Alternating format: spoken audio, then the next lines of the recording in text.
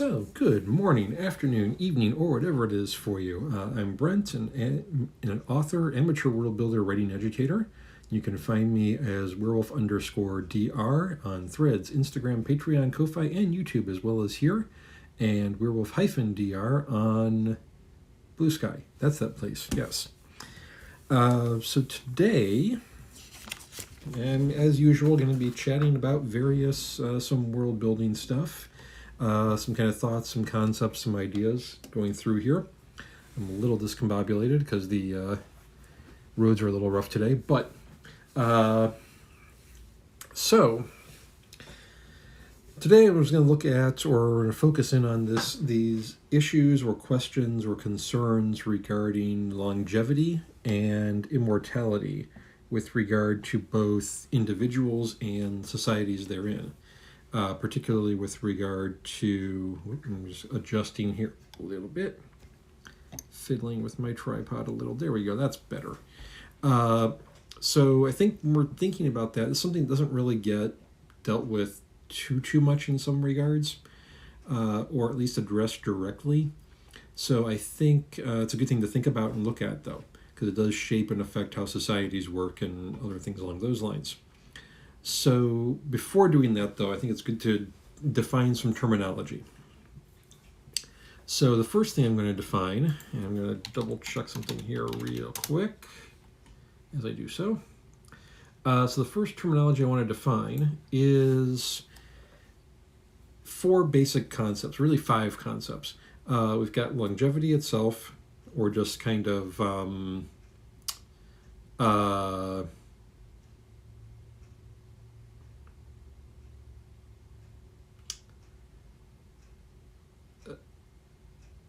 the idea of extended lifespans, basically. Immortality, true complete immortality, which can be limited or true immortality, slowed aging, and unaging. So basically, these 3 concepts are going to be rather, or these 4 or 5 concepts are going to be rather different from each other. But they're all, I'm going to focus in predominantly, I think, on the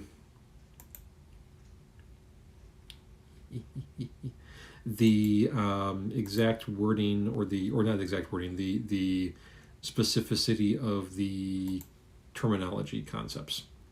So when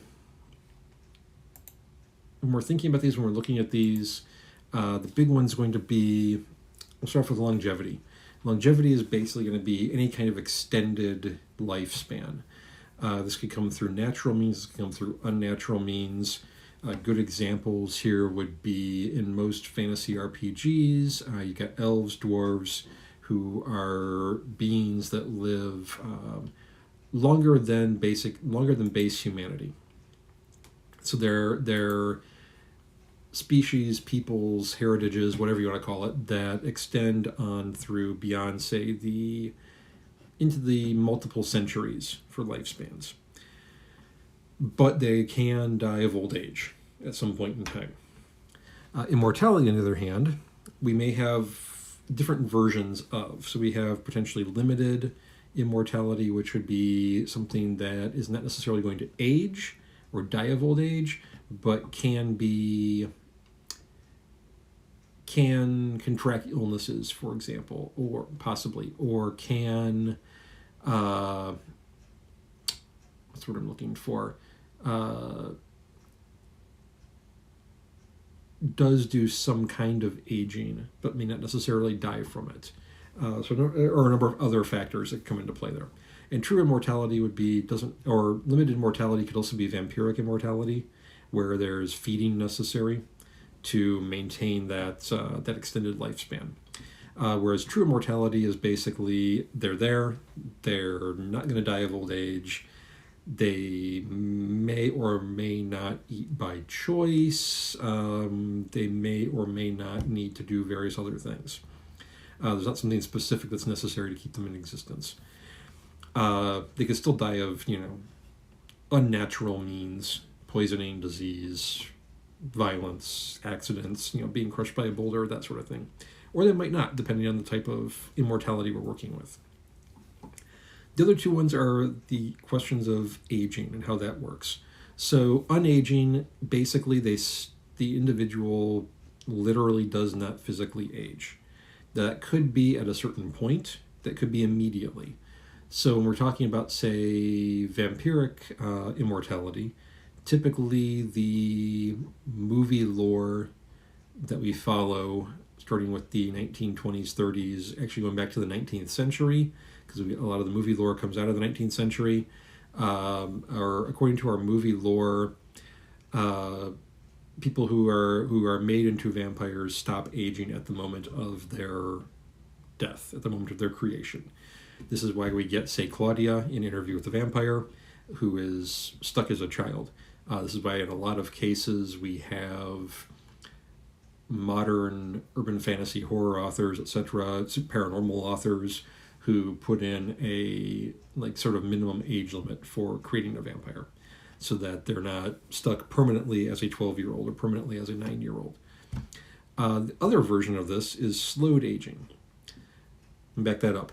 Unaging can also, if it's a case of, say, natural immortality that the person's born with, then unaging may kick in at a certain point. A good example of this would be, we'll go with Middle-earth, Tolkien's elves. Elves are born. We never see any elf children in the books, although we do know that Arwen was a child at some point in time, because we know that Elrond was her father. We know that Elrond was a child at some point in time, because we know his father. We know Legolas was a child at some point in time, because we know Thranduil was his father, and so on and so forth. But we don't actually see elf children running around, that I can recall at least. There might be some in The Hobbit, possibly, but I don't recall that as being the case. I'm giving myself some wiggle room there. So presumably with Tolkien's elves, they aren't born fully adult-sized, presumably. Presumably they are born small little babies and they grow up, and at some point in time, possibly when they reach physical maturity, they just basically stop aging for all intents and purposes, at least physically. So that since they are virtually or effectively immortal. That would be unaging. Slowed aging, on the other hand, would be that they get older, but they don't age at the say 1-to-1 ratio. 1 year passes, they are a year older in appearance. They may age at a rate of 5 years pass, they look like they're 1 year older. Or 20 years pass, they look like they're 1 year older. Something along those lines. Obviously, the bigger the ratio, the slower, the less impact age is going to have on them physically. So that if we have a 30-to-1 ratio, where 30 years pass for every 1 year that they age, they're going to be aging extremely slowly. Versus a 2-to-1, where they're aging about roughly half as fast as a normal human would. So slowed aging is a commonly connected with, say, longevity or immortality. Same with unaging, depending on what we're looking for and how we're looking at this to work. There is an argument potentially that Tolkien's elves are slow aging versus unaging, but they would be potentially in the realm of centuries to a year, possibly millennia to a year, because in the time span between the Isildur taking the ring and the events of Lord of the Rings, Elrond doesn't seem to have really aged significantly, and that's many generations of humans, and he doesn't seem to have aged much, if at all.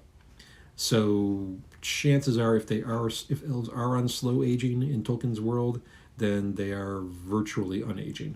That it's slow enough that we're talking centuries per year, possibly even more. So these things have effects. When we talk about this, when we talk about extended lifespans, very long-lived species or individuals, and potential immortality, we are talking, there are going to be some effects going on. Whether that be Tolkien's elves, that be general fantasy elves, which are based on Tolkien's elves, that be Michael Moorcock's Melnibonians, that be Stephen Bruce Dragarans, who are basically elves. that be vampires, that be dragons, whatever it happens to be. When we have these ideas of extended lifespans or basically immortality, there are going to be repercussions to that for the individual and the society. So briefly and there are also going to be in personal effects. I'll break personal effects down to three categories: natural longevity / immortality, artificial longevity / immortality, and cliches. I think I'm going to start off with the cliches because that's kind of a little more fun in some ways. The two biggest cliches we see, of course, are the morose immortal. The mortal who goes through is basically the sad boy or the sad girl, who is continually kind of in their own head, and or switches back and forth between kind of manic and like depressed, morose behaviors. Same goes, and the other cliche is the individual, the vampire, the elf, whatever, who bemoans the curse of longevity or immortality and is continually kind of complaining about it. And woe is them, that sort of thing. Which is understandable. Both of these cliches are understandable to an extent, in that there are other people around them who have shorter lifespans, they're losing people, there are all of these sorts of things. So it's understandable, but it has become extremely cliche. So we're looking at the personal effects. We'll look at two different sources, because there are lots of different ways that characters can become immortal. There could be natural birth. They're born that way. That's how their people, that's how their species works. Those would be example of, say, Tolkien's elves, or the born vampires in the Blade franchise. They're born this way. They're just there. It's from day one. They hit a certain age and they stop. They sort of hit a certain point in development and they stop aging, and there they are forever, or for a very long span of time. In these cases, the three big issues that come to mind for me, at least, are the time to mature, skill / power level, and psychology. So with maturation time, we have a couple different routes we can go with that, with these very long-lived or immortal beings. They could mature at the same rate as normal as everyone else, which could be, you get the born vampire, the elf, who within 18 years they are a mature adult, and then they have another, thousands upon thousands of years to potentially exist as an adult. We could have a slow maturation, where this could combine with slow aging, where it may take, if we say elves can live 5 times longer than humans, then maybe the elves don't reach physical maturation until they are 90. Roughly 5 times what the human would be. That has a number of implications that come with it,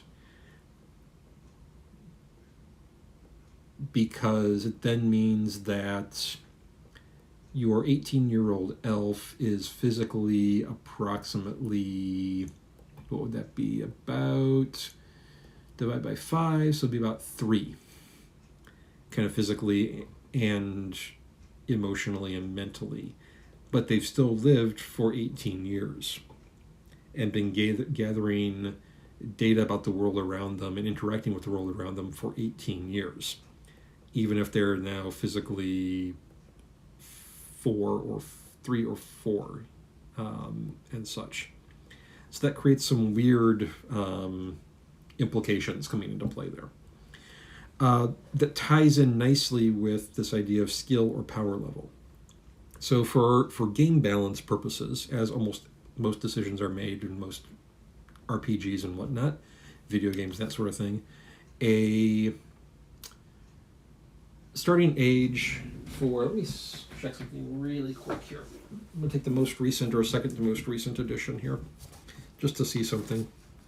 Because I didn't look this up previously, and I probably should have, but that's okay. Where did that go? There we go. Entry age for normal adults. Okay.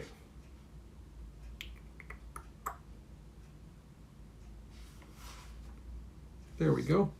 So we'll take dwarves in standard D&D.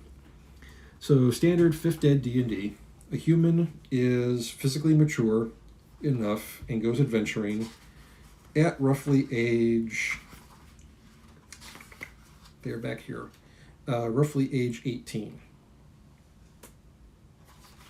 for all intents and purposes. And yeah, late teens live less than a century. So late teens, we'll say 17, 18. A dwarf achieves physical maturity at about 50. So they've been around for about 32 years longer when they reach adulthood. But they start with the same skill set, essentially, and the same level of experience. But the dwarf, has been around 32 years longer.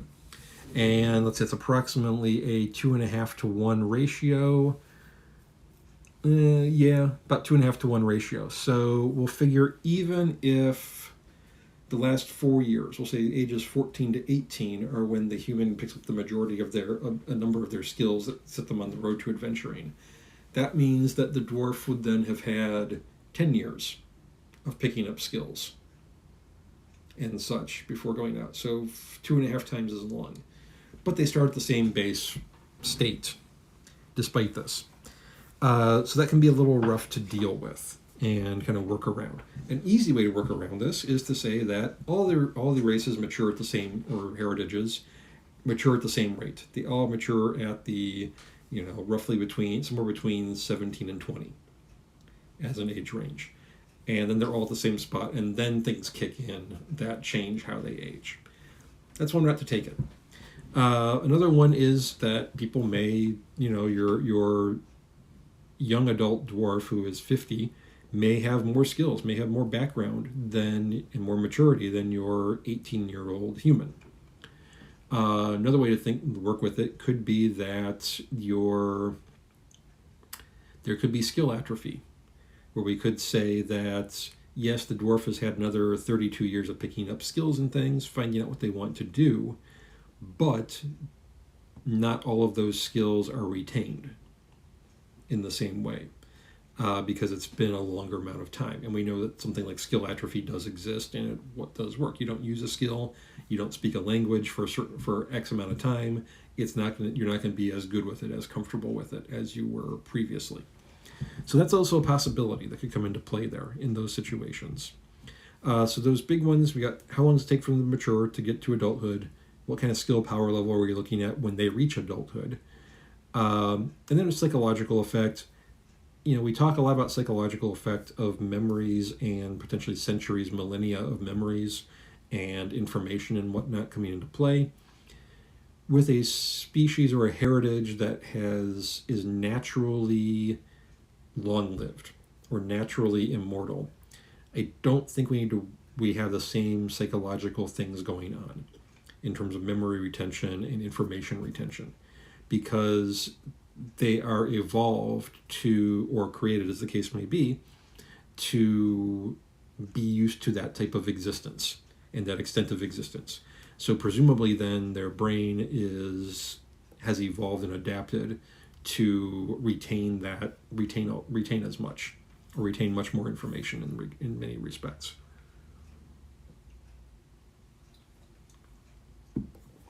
So that this would not be a situation where the brain is being forced to do something that it wasn't adapted to doing, basically.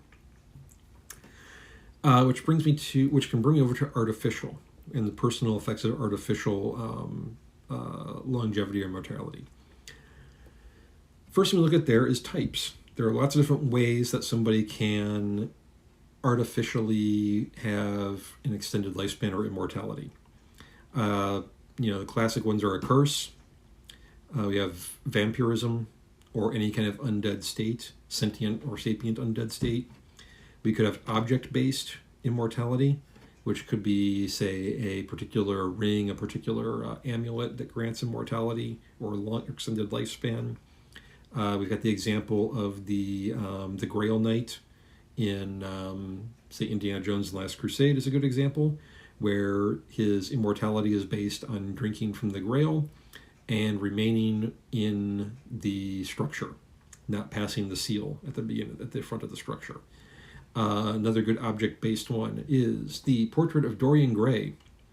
The portrait is the source of the immortality, the source of the extended lifespan. And there are rules regarding that particular object. Again, that he can't look upon it himself directly and all that other stuff. Another good one, mythological based, is the fruit, immortality fruit.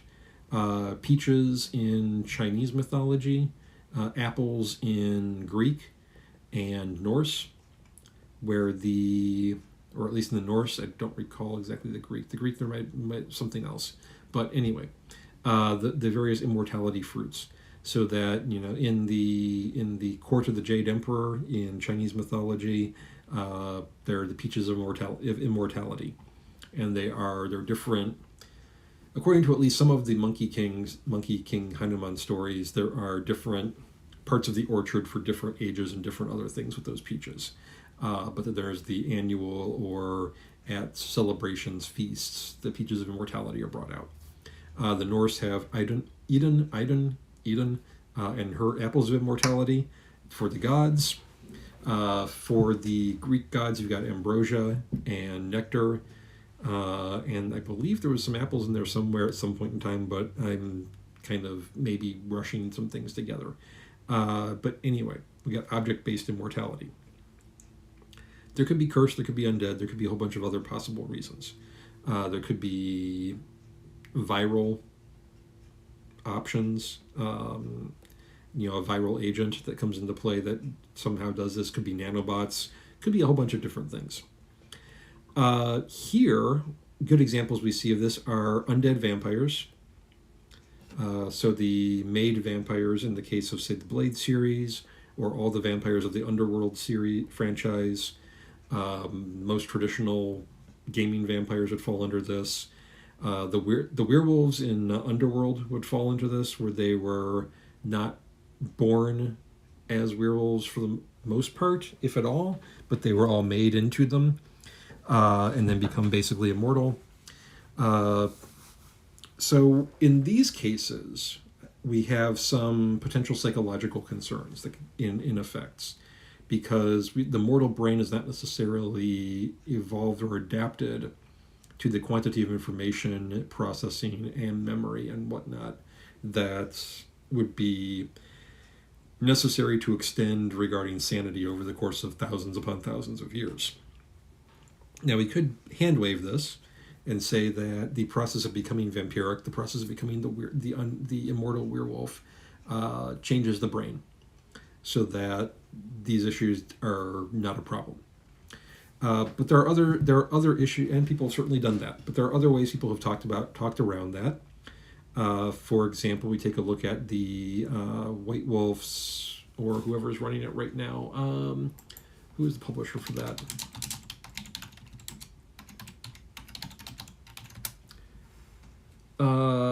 Onyx Path Publishing, or White Wolf's Modifus. Modifus has some of it now.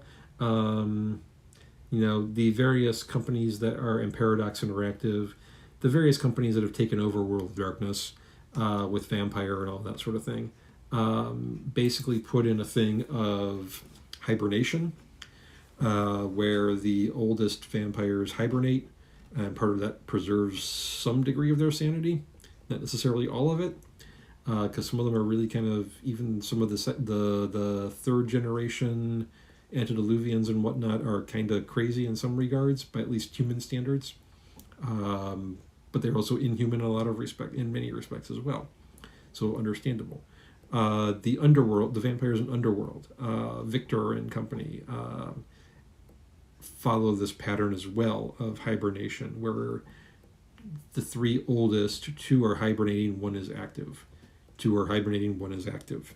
so that they have a continued line, but the oldest of them don't go nuts, basically, in many respects.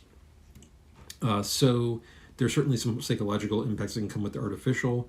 Obviously, there are social impacts with the artificial for the individual, in that anybody they were close to, anybody they're going to outlive everybody around them, basically, who is not immortal / long-lived. Longevity, so that's going to have its own effects, psychologically, socially, that sort of thing. A good example there might also be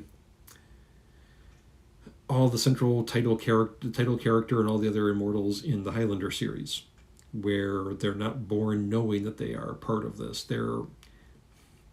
They are naturally immortal, but they don't necessarily know that until after their first death. And that's obviously also a moment of trauma.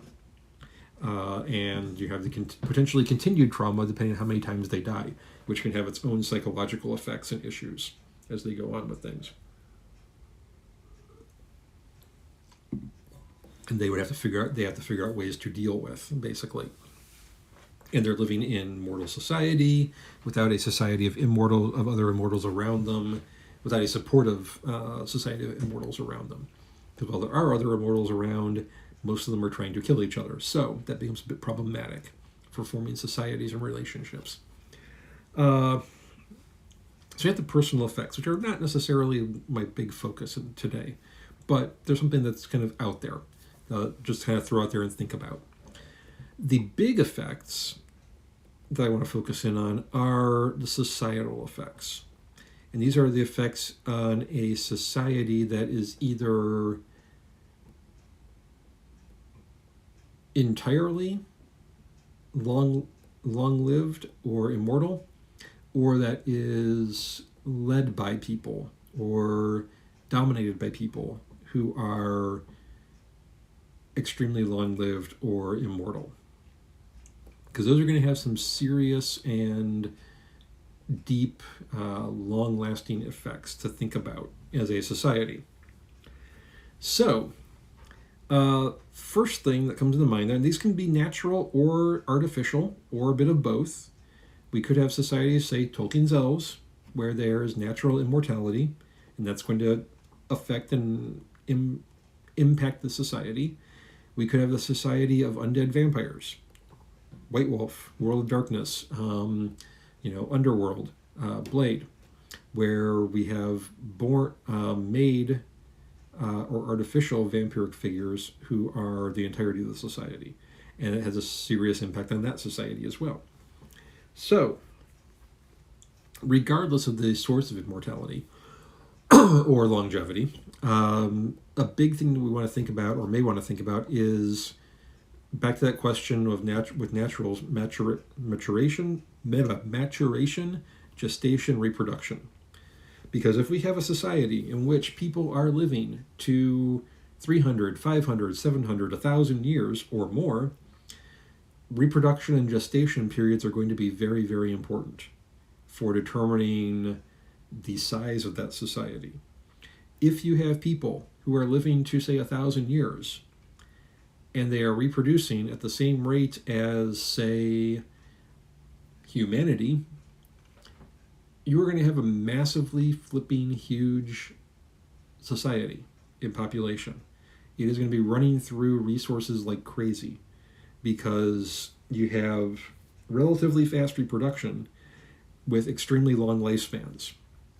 So you're going to you can potentially have, let's see, that would be approximately 20, roughly, we'll make it easy math, roughly 20 years per generation. That's 50 generations, 50 generations living together. Yeah. So that's going to be a huge population. Think about everyone who has lived in the last 1,000 years. That's going back to 1025, before the Battle of Hastings, is all alive right now. That's going to be a society that needs a lot of help. That's going to be massively overpopulated.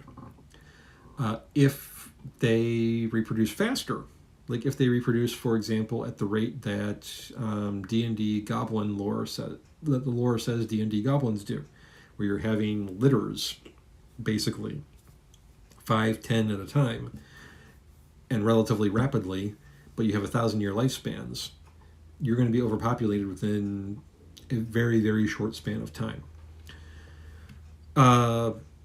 Same goes for gestation periods. So generally speaking, when we have a longer lived people or immortal people, the reproduction rate tends to be a lot lower, a lot slower, because there's going to be some sort of biological balance, basically, to keep the society from overpopulating, overproducing people, basically. Or resources are just going to run out and people are going to start dying of starvation and all that sort of thing. But tied in with that would be gestation. Normally, obviously, humans, we have a 9-month, or on average, roughly speaking, with lots of variation, 9-month gestation. Comparatively,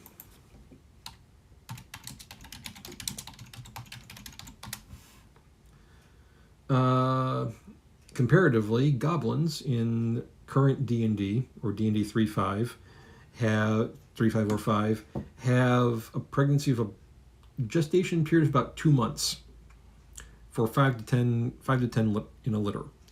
So potentially you could have a single goblin mother giving birth to, that would be 30 to 60 little goblins every year. Now, if the goblin lifespan becomes 1,000 years, that's going to be crazy and insane. So the gestation period, generally speaking, in the case of a long-lived species, is going to be longer. Sometimes it might be significantly longer. Sometimes it might be mildly longer. So we could have a situation where dwarves are about 2.5 times longer to maturity, so we could have them doubling that, so that would be 18 plus 4.5, that'd be about 22 to 23 month gestation period for dwarves. So that could be about a 2-year gestation period. Now, how much of that is actually, which sounds crazy for a lot, if anybody has been, I obviously have not, except I have been partner 2, but for those who have been pregnant, it's going to go out to 24 months. Now, that said, how much of that the dwarf recognizes or notices, or how much of that span they are showing, for example, may not necessarily be the whole 24 months. It could act very, very differently. So they could have, say, 12 months where they're not even aware of it necessarily, and then 12 months where they are aware and are seeing changes and that sort of thing.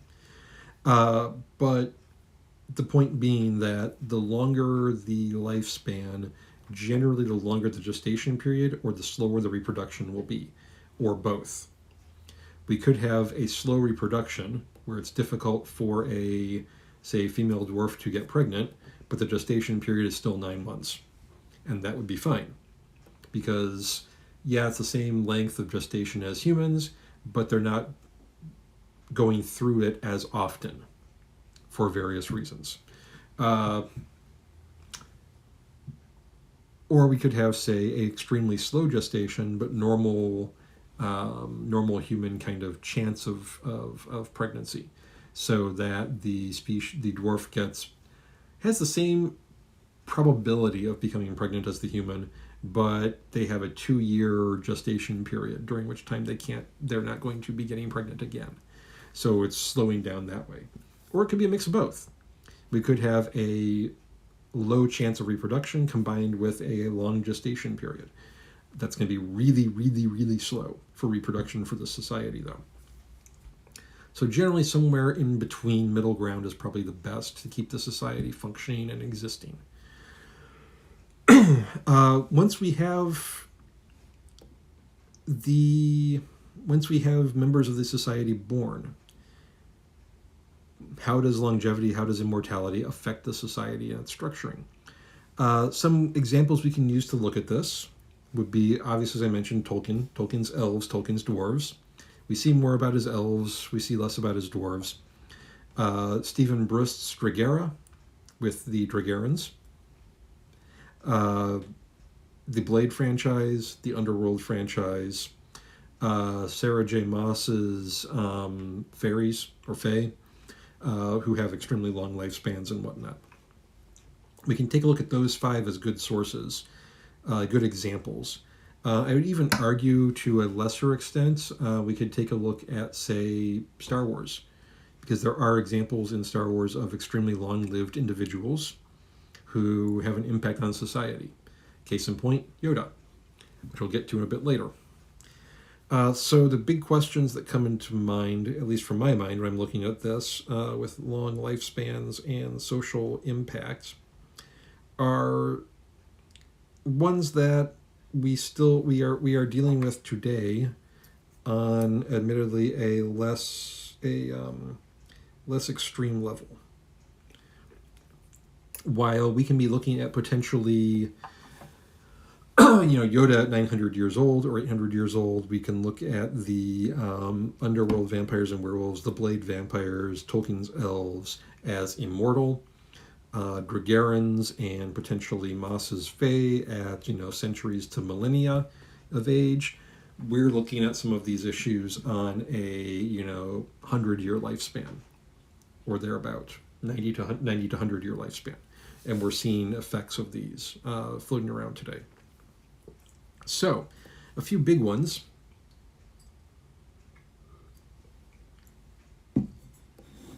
At the really most basic level, we get social stasis,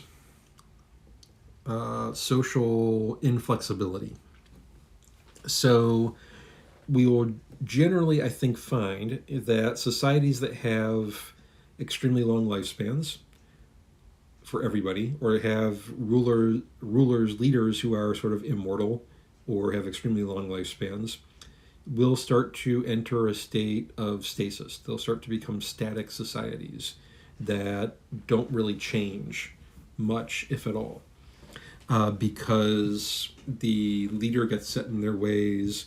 The same person's in charge for hundreds of years, thousands of years, these sorts of things. The ways we might potentially deal with that as world builders, writers, etc., is introduce. We'll need something there probably to introduce or induce artificial change. That could be internal, which could be the form of, say, some sort of societal rules that swap out leaders every so often, every couple decades, every century, whatever it happens to be. Could be a situation of, so go back to that real quick with an example. Take a look at, say, Lothlorien under Galadriel. Now think about what if, say, Galadriel stepped down after a century and someone else took over for a century, and then that person stepped down and someone new came in for a century. The society is still going to be somewhat static compared to, say, like the Shire or Gondor, but it's going to be less so than it would be having the same ruler for 1,000 years or more. So there's so there could be things like artificial change that could come into play. Artificial change could be things like a shift in leadership, a shift in that could be internal. It could be artificial change like external forces, invasions by neighbors, relationships with neighbors, not being insular and isolated, but having direct relationships with neighbors who are of not quite as long-lived peoples. It could be external forces inducing change through, say, warfare that might kill off some of the people who are in charge at the top, or some of the older individuals and whatnot who are going to be there forever, literally. Could be a disease possibility. Could be a number of different routes that could come into play to induce artificial change, whether it be internally set up or externally. Any of those can work and can be a good way to allow for some modification, some change, some shifting of people in various positions and authority and whatnot, which can inject some elasticity into the society and some ability to move and change itself. Tied in with that is where power is in society. Who can acquire power? How does social advancement work? If you have a society where people are living to 900 years, people are living to 1,000 years, people are immortal, how is that going to, how do younger people, how do the 500-year-olds, how do the 200-year-olds advance in society or affect society? This is going to be an important element, because either you're going to have to come up with some artificial ways to remove the oldest people to make room, which could come through forced retirement, could come through challenges from younger individuals, whether those be more intellectual challenges, arcane challenges, physical challenges, whatever, some combination of the three, or something else. Could be through state-accepted assassination, where you make your own hole to go into. The 500-year-old makes their own gap in the power structure to go fill. And it might be okay to do that, more or less openly. For example, I've worked with and played with some things where, some settings where I've decided that, yes, this is very old, this is a lot of long lifespan things. So the society has set up where they are good with people making their own boots to fill, as long as they don't get caught. So there's some finesse to it. In other cases, it may be the society just doesn't care. If you take someone out, they don't care if you're caught doing it or not, as long as you were successful. Then you get to be in that. Then you get to fill those boots. A good example of that would be Terry Pratchett's Discworld, Unseen University, before Red Cully took over, where wizards were known to basically set traps for each other or assassinate each other in order to take over their positions, move themselves up the chain and that sort of thing, until Red Cully basically put a stop to that. So we do have that idea of kind of making your own boots to fill through assassination, through challenge, through other things. There could be things set up where individuals are required to retire out of public life at a certain age or after a certain number of years, so that they make room for new people to come in and take these spots. So that would be one way to deal with power in society, who holds power in society, social advancement. Artificially remove the oldest, put in some requirements to how that works. If there's not something like that, you may end up with things like revolutions from younger individuals. The 500-year-olds who are tired of the 1,000-year-olds being in charge may rise up against them and try to take them out and take over, depose them, and all that sort of stuff. Another option might be to channel the energy of the younger individuals, and that might be through various conflicts, might be through different posts, foreign or otherwise. That might be through granting of titles and things that are not necessarily, that might have duties, might not, preferably do have duties, so it keeps them busy, but don't necessarily mean anything otherwise. There are lots of possibilities for there. But the long and the short of it is, either there needs to be a way for social power, social advancement to be,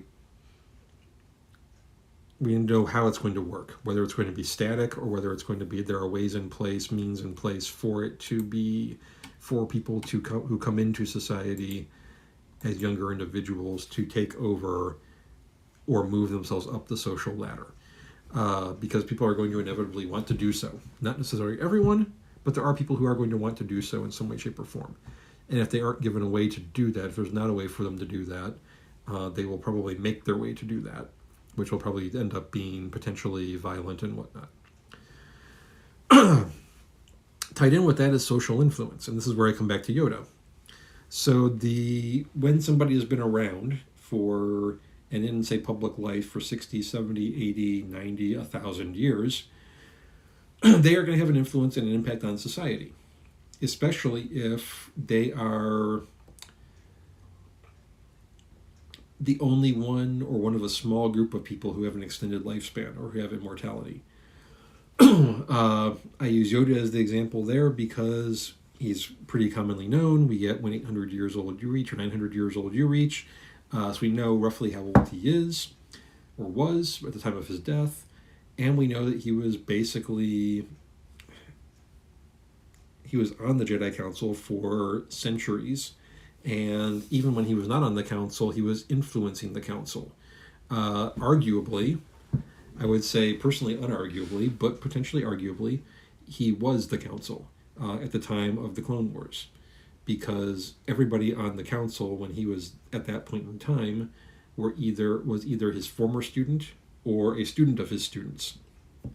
So they were all in his lineage, in his training lineage. Hey, get back from there. Come here, you.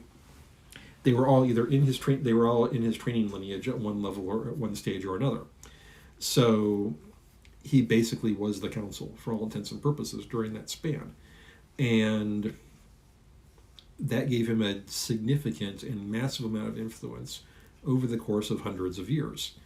And that ends up with much of the Jedi Order's training and training practices for the century or two leading up to the Clone Wars and for the time of the Clone Wars came out of him and his philosophies, which basically steered the Order for all intents and purposes, and may have, arguably, led to its demise. So we want to look in here at these extended lifespans and such and think about who has social influence. How long do they retain social influence? How are they affecting and working with that? Because that's going to come into play. Even if it's a situation of we don't have an entire society of immortals, but we have one or two characters who are immortal. We have Gandalf. What kind of influence did Gandalf have on we'll take the youngest of the societies, the development of Rohan and Rohan's society? We don't see that necessarily anywhere because there's a gap between Silmarillion and, say, Lord of the Rings. But presumably, since he was there for the entirety of its existence, he may have been guiding it. He may have been sending it along particular paths that might be useful to him in the future. We don't necessarily know. But there's that possibility. We have what kind of influence did Gandalf have on dwarven cultures? What kind of influence did he have on the Shire and its culture and society over the various spans of time? Because he was part of all of these, and he was definitely influential in all of them. He's known in all of them, but the question's just sort of what kind of influence did he exert and how much did he have? So we do see in among people who are not living as long as he is, and that's the important part in that area. When it comes to where everybody's immortal or everybody's long-lived, then we say who has social influence, how long do they keep social influence, what is the source of their social influence? Because that can change over time, that could be different, that could be all sorts of different things. Potentially last but not least, but tied in with all of this, is the question of inheritance. This one's an extremely important one in terms of the society's economics, the society's generational gaps, and things along those lines. Even social structure and whatnot, what the society has in place for people, social programs, and that sort of thing. So we have a society in which people are living 350, 500, 1,000 years. How does position, how does power, how do resources, money, property, etc., change hands? if you have to wait till your parent dies in order to inherit from them, and they can live to be 1,000 years old, and you're 100, and they are 500, you're gonna be waiting a long time for any kind of. You're gonna have 500 years for any kind of inheritance or things to come through. That's 500 years in which, and you take this into property, there is a finite amount of land, there's a finite amount of resources within a particular society, and you've got people living to say 1,000, 1,500, 2,000 years. How does that access to those resources, to that influence, to that political power, to the titles, to the land work? Do you have to wait for someone to die? Does it get seeded over to a certain age? Can it be passed down before the person or dies? Is there a social practice that allows it to be passed through?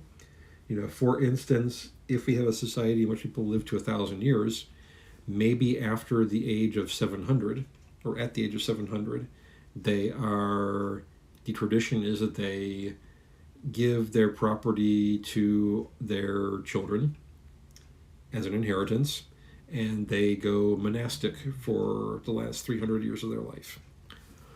That also creates a power vacuum that younger individuals can fill. So it kills two birds with one stone. However, they may still have social influence and whatnot through that. Unless they completely take away from the society, or remove themselves away from the society, remove themselves from it, rather. Oh, excuse me. But if inheritance of titles, of land, of property, of wealth doesn't happen through some artificial means, that's going to cause some problems, economically and socially. We can see this happening right now. If we look at, say, many Western civilizations, particularly the U.S., where we have a large percentage, a massive percentage of the land, the resources, the wealth are concentrated in the hands of a very small number of people, most of whom are over 60. Many to most of whom are over 60.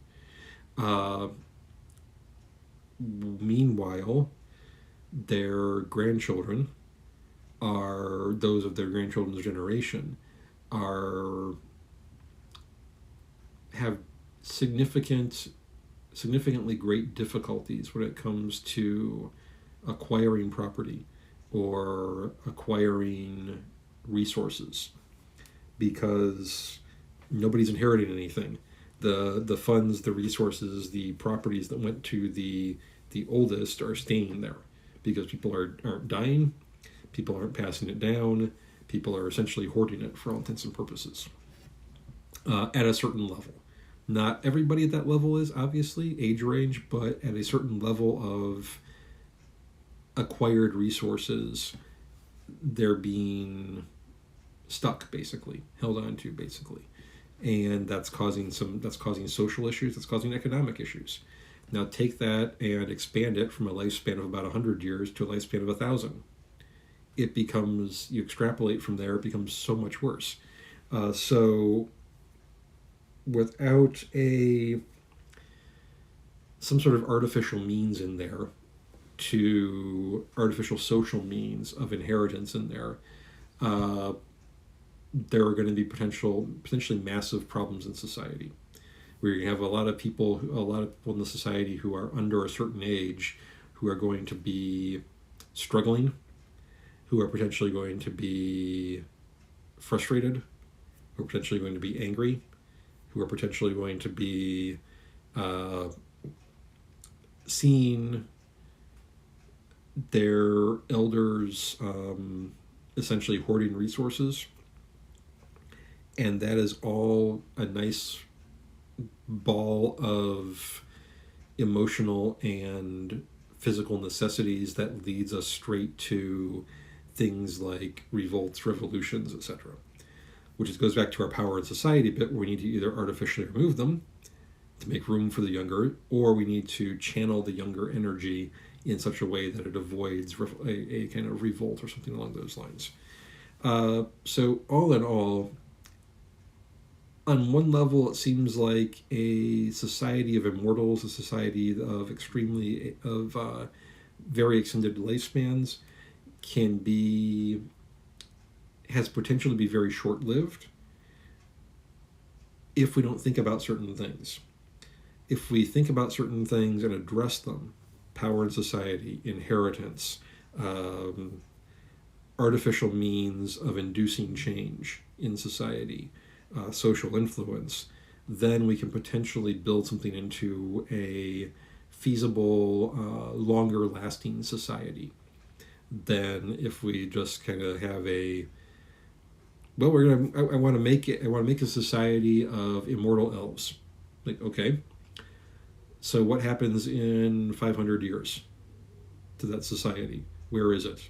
It's probably going to be destitute. It's probably going to have a massive wealth gap, massive property gap or ownership gap, and it's probably going to be rather destitute at most levels of the society because of just things like social power, social influence, political power, inheritances, and whatnot. It's probably also going to be very static. Even at that stage, it's probably going to be getting to static because the people who are in power positions have been there for, we'll say, 500 years. They're 600 years old. They've been there for 500 years. They know they're going to be there for 3,000 more. They know they have 3,000 more years or more of life. What's their incentive to change? What's their incentive to do something different? And that's where we either have artificial change written into the society or built into the society, or we have external forces that cause change in some way. Whether those be natural events, say volcanoes, other natural disasters, arcane events, or socio-political events from outside, which could be first contact with another species, first contact with another culture, military conflict with another culture, all sorts of different possibilities that can come into play there. Maybe even divine intervention could come into play in some situations, depending on how the gods work and all that sort of thing. So these are kind of some big things that I have kind of thought about off and on regarding these issues. I don't know, hopefully those go somewhere. Hopefully those kind of spawn some thinking about it. If so, I'm here for another probably a little while for the chat. There's also comments when this gets onto YouTube. Leave some thoughts and such down there in the comments if you like. I'm happy to see them, happy to look at that, happy to think about it. So these are just kind of my thoughts with this one. It's a little shorter than some of the other ones, but just kind of my thoughts, my take on these things. So anyone who is, it looks like one person is born with me through that whole ramble. If so, any kind of thoughts, things you want to maybe bring up to me, whatever it happens to be, happy to take that in chat. If not, that's fine too. I'm going to hang out here, I think, for another, half hour or so. But I think I'm going to do a little bit of work on some things for that half hour. I wasn't sure how long the longevity, immortality thing was going to hold me for. But I think I'm going to go ahead and I think I've kind of exhausted it to some degree. So I'm going to go ahead and work on a current project, newish project, because I need more new projects, obviously. Thank you, brain. And think about some things. Once I remember where I get into my flash drive. That's where I get into my flash drive. Okay, cool. And I'm going to drag that over here to make a new version of it. I don't know if it's going to go in there or not. So basically, I tossed out a whole mess of little ideas during last week when all sorts of stuff was going on. All sorts of stuff is still going on. But when all sorts of stuff was going on, my brain was just kind of fried. I wasn't sticking with anything creatively. So I just started throwing throwing whatever ideas popped into my head out, so I wouldn't lose them. Come back to them later. I had a bit of a epiphany, I guess, Thursday-ish maybe, Thursday, Friday. Had one direction to potentially go things that would bring about five or so things together. But then I had a better epiphany over the weekend, bringing all of these like 7 or 8 different things together into one place with some old stuff that I had been thinking about previously. So basically this other little thing, I'm not sure if it's going to be part of the... I don't know if it's going to be part of the... what the heck?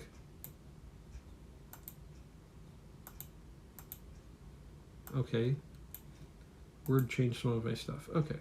14, bold, underline. Bold, underline. There we go. Okay, cool. That's better. I don't know if the... this one's going to be part of the Junction multiverse or not. It could be, because basically anything can be. Let me double check my other documents, make sure they didn't screw up the formatting as well. But it is currently... What the heck? Okay, well then.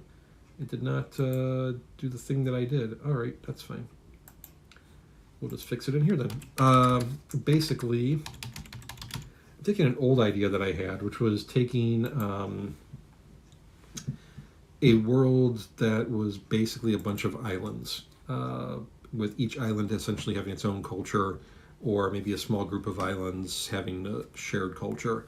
But then running through that, taking this idea that I'm using in Shulgard, I think, no, Rayrick Isle, and of different kind of secret societies, but making them more secret rather than relatively open. That kind of runs through all of the islands to kind of make a kind of a common theme or common element to them. That just to play with some ideas, work with some things. I ran through some things regarding divinities and some ideas I had regarding arcane travel that doesn't necessarily require spell casting to do, and some ideas, some thoughts I had regarding some species or heritages and whatnot that I wanted to play around with. So at the moment, I'm going to create a couple more files here because I'm not sure what I'm going to do with these 2 names, but I want to make sure that I've got them. I want to get files started for them just to be safe so I don't lose anything here. That's going to be, there we go. And we'll do another one. Basically got 5 base islands that I want to work, that I'm starting with. 3 of them are kind of fleshed out a little bit, or at least have a rough idea of what I want to do with them. The other 2 I do not at the moment, but I threw out some names for them. I'm just putting together some files so that they will be available for me when I get around to them. Basically, the quick rundown. This particular world can be 4 base magics. Whoops. That needs to go there, and this needs to go there, and that needs to go back to normal. Okay, cool. They're basically a rundown of 4 basic magics. We got nature magic, which is going to be 7 subdivisions: air, animal, earth, fire, plant, water, and weather. Then there's necromancy, which is fairly obvious. Shaping, which is another one that I've kind of worked with myself a little bit, based on the World of Darkness, flesh crafting, bone crafting, that sort of thing. And summoning, which is basically calling things from other worlds, planes, realms, all that sort of stuff. Divided the species, the peoples, into 4 major groups. So we got divine beings. We've got children of Ashalos, which is one of the gods. Children of Assyria, Essyria, Essiera, another one of the gods, and the children of Kasra, another one of the gods. So the children of Ashalos are kind of very long-lived peoples. They may or may not be semi-vampiric, but living beings. The children of Assyria are Assyria. Assyra. I don't know. I'm playing with how I want to pronounce it. Are basically your shapeshifters. And then the children of Kasra are your dwarves, goblins, humans, those things. One of the things I'm playing with adding, or I have played with adding, which I'm kind of drawing some inspiration from Ilona Andrews on, but expanding in a bit of a different direction, is having some ancient families who, over the course of, say, way back 6,000, 7,000 years ago, they bred for many generations to acquire certain arcane capabilities. So that, for example, one of them bred for basically a variation on summoning, so that they will have an ability to essentially open doors or open gates or whatnot, and they can also open tunnels in burial barrows to travel great distances, potentially from island to island, potentially around the world. I'm going to throw in there for arcane travel. I'm also throwing in ley bridges, which would be bridges that start off at, say, a nexus of ley lines. That's the only known use of ley lines for most people, but for one of the ancient families, they're going to have some ley line magic. You have mirror roads, which go through kind of going in one specially prepared mirror and exiting out a different one somewhere else. And shadow paths, basically shadow walking, going into one shadow, stepping out another one. So it's kind of running through there. Part of this started out because one of the big things I was throwing together or playing around with was a little short piece I was writing that popped into my head regarding a lineage of gods and supra-divine beings. Supra and semi-divine beings. Supra being above gods, and then sub gods or sub-divine, underneath that. So basically, I'm still kind of working out some of the cosmology as far as the other planes of existence and all that sort of stuff. But basically, what mortals know about are 3 classes of divinity. I guess technically 4. You got the gods, who divide into the old gods and the young gods, who are the ones who are credited with creating the world and creating the peoples of the world.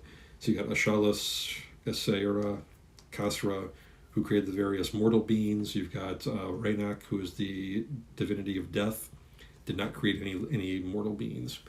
You've got the younger gods, Aksha, Asera, Drasta, Lithe, Maldrek, Mirios, Ozula, and Spirix, who have various realms and spheres of power and all that sort of thing.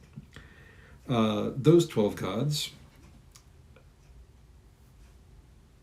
governed over things. They governed over the mortals and all that stuff for a while. Many of them came down and had various relationships with mortals, which resulted in demigods. The demigods kind of ran amok. They kind of did their thing. They kind of abused their power and all that sort of stuff. So rather than taking direct action against their semi-divine children, the gods created eidolons, who are kind of somewhere between the gods and the demigods, and are there to basically enforce the divine rules.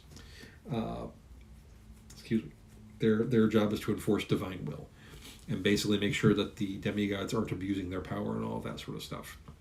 Meanwhile, the gods kind of withdrew themselves from the world for a bit and that sort of thing. What mortals don't know is that the gods are not the first divine beings related to the world. That there are 2 others that came before them. There are the Titans, who, I don't know how many Titans there are going to be yet. I haven't decided that. But, nor how many Eidolons. The Titans are essentially elemental powers, elemental beings. So they're going to be tied to air, earth, fire, water, possibly wood, possibly metal. but definitely at least the first 4. And they aren't even the first. Before them came the first ones. There is not really memory of the Titans among mortals. The first ones, technically there's not really memory of them, but there is memory among the mortals of 3 sets of, or 4 sets, depending on how you want to look at it, of very powerful, very ancient magical devices. 4 swords, 4 rings, 4 staves. Or 4 sets of sword, ring, staff, blade, ring, staff. Could be knives, could be other blades. That represent chaos, death, life, and order, which in my Junction multiverse are primal elemental planes, kind of even more baseline than earth, air, fire, etc.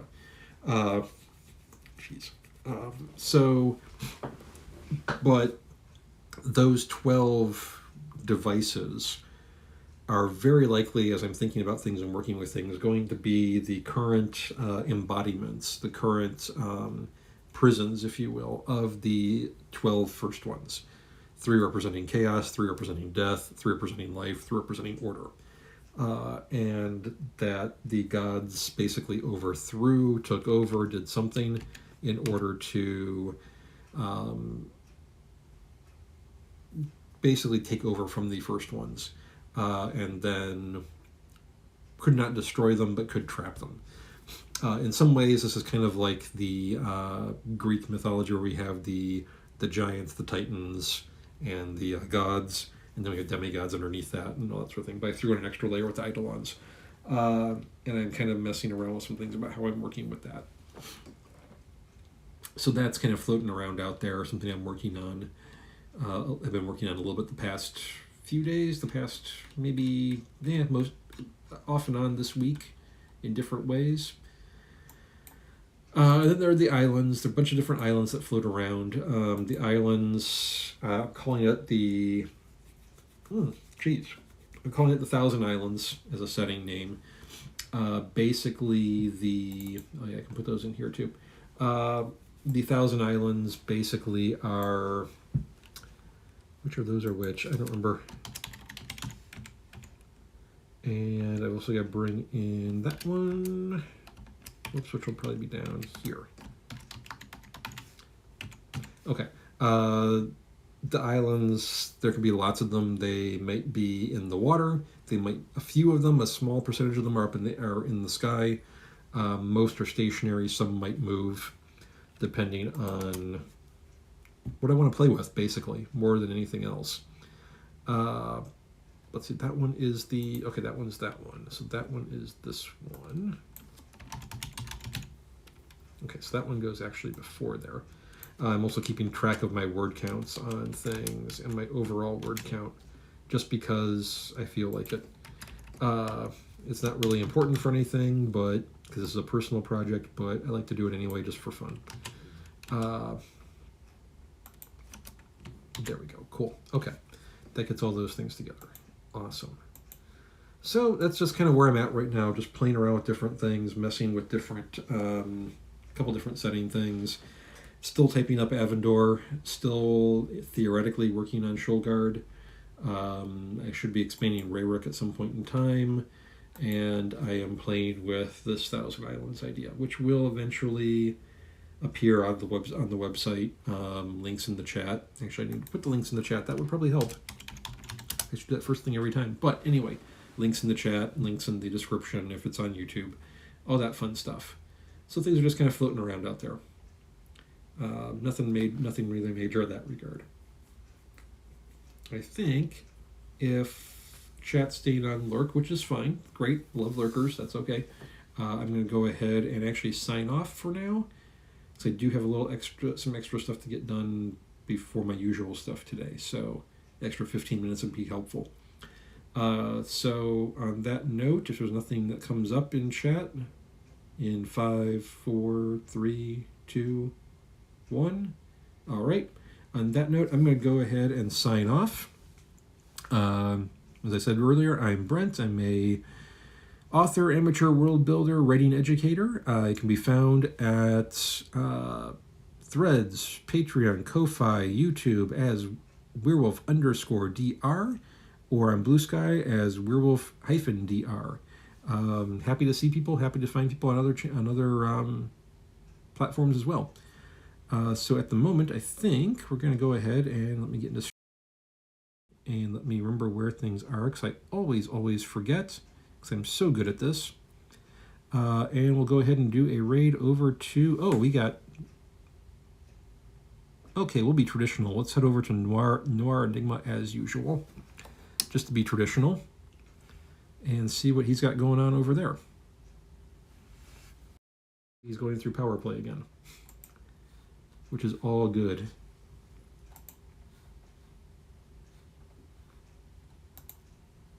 There we go.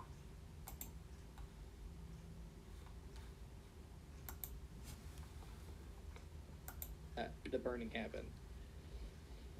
So I'll be back. Yeah, enjoying. Yeah, oh yeah.